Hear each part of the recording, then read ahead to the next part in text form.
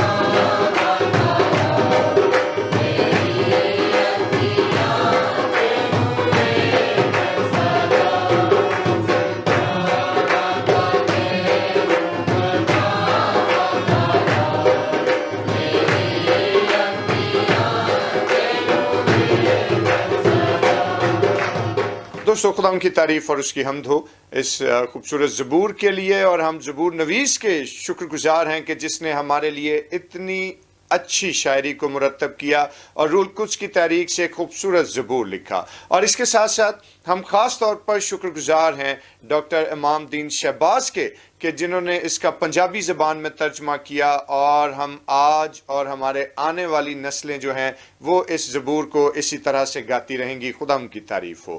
اور آئیے ہم خدا ان کے زندہ پاک کلام کی تلاوت کی طرف چلیں، اور آج ہمارے ساتھ مسز انیتا سلمان موجود ہیں، اور آج ہم ان کے وسیلے سے خدا ان کے زندہ اور بزرگ کلام کی تلاوت کو سنیں گے۔ تھینک یو بھائی صاحب۔ ہمارے لیے آج کا پیغام یوحنا کی انجیل، اس کا 16واں باب اور اس کی 13ویں آیت۔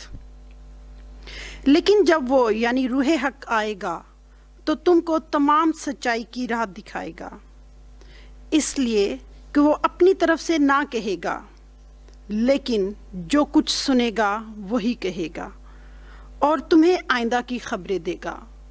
خداوند کے پاک کلام پڑھے اور سنے جانے پر خداوند کی برکت ہو، آمین۔ خدا ان کا بزرگ کلام پڑھا اور سنا جانا ہم سبوں کے لیے برکت کا باعث رہے، اور آئیے اپنے سروں کو خدا ان کے حضور جھکائیں اور دعا کریں۔ جلالی آسمانی باپ، ہم تیرا شکر ادا کرتے ہیں کہ تو حکمت اور دانائی کا سرچشمہ ہے۔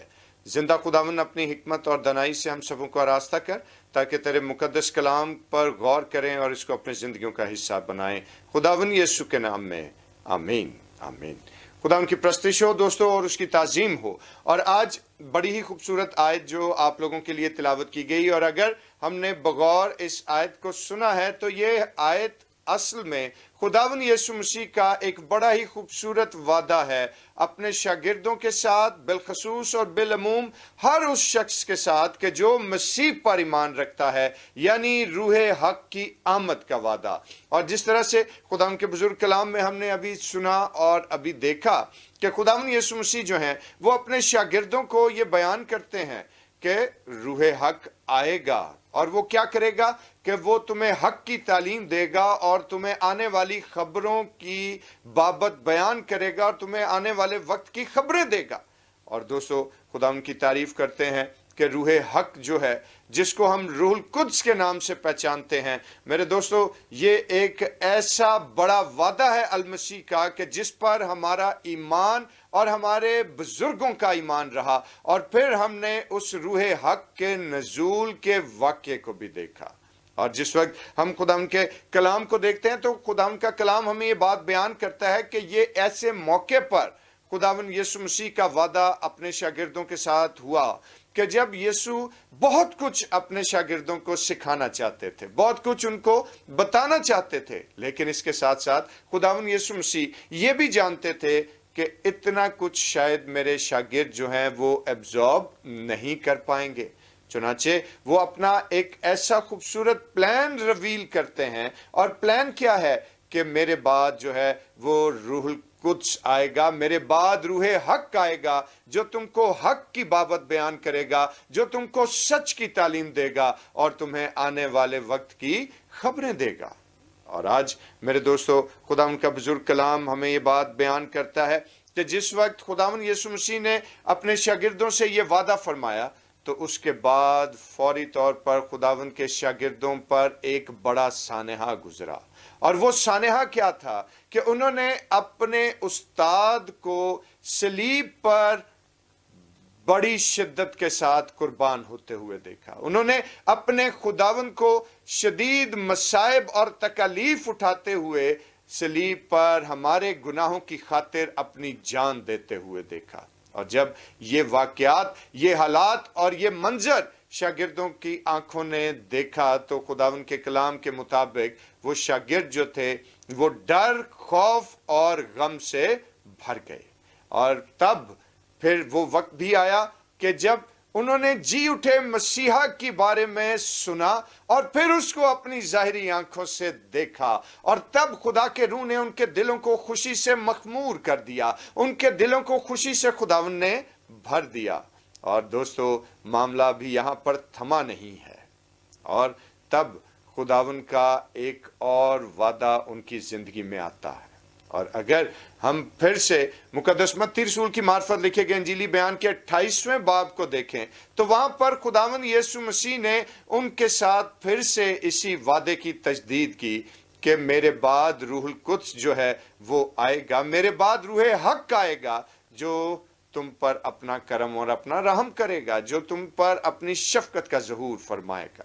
اور دوستو پھر ہم اس بات کو دیکھتے ہیں کہ بالآخر وہ وقت آن پہنچتا ہے عید پینتیکوس کے روز کہ جب روح القدس کا روح حق کا باقاعدہ نزول ہوتا ہے، اور تب جب روح القدس نازل ہوتا ہے تو میرے بھائی میری بہن اس وقت ہم جانتے ہیں کہ وہ ڈرے سہمے ہوئے شاگرد جو ہیں وہ روح کی خوشی سے بھر گئے، اور وہ پطرس جو کل تک انتہائی خوف اور ڈر کی حالت میں اپنے استاد کا 3 دفعہ انکار کر چکا، وہی پطرس جب روح حق اس پر ظاہر ہوتا ہے اور روح حق اس کو سچ اور حق کی تعلیم سے آراستہ کرتا ہے، تو وہی پطرس جو کل تک ڈرا اور سہما ہوا تھا وہ اس بالا خانے سے نکلتا ہے اور ایسا زوردار واز کرتا ہے اور ایسا مسیح کا گواہ بن کر ابھرتا ہے کہ ہزاروں لوگ اس کے پہلے ہی واز سے خداوند کے حضور میں آتے ہیں اور خداوند کو اپنا شخصی نجات دہندہ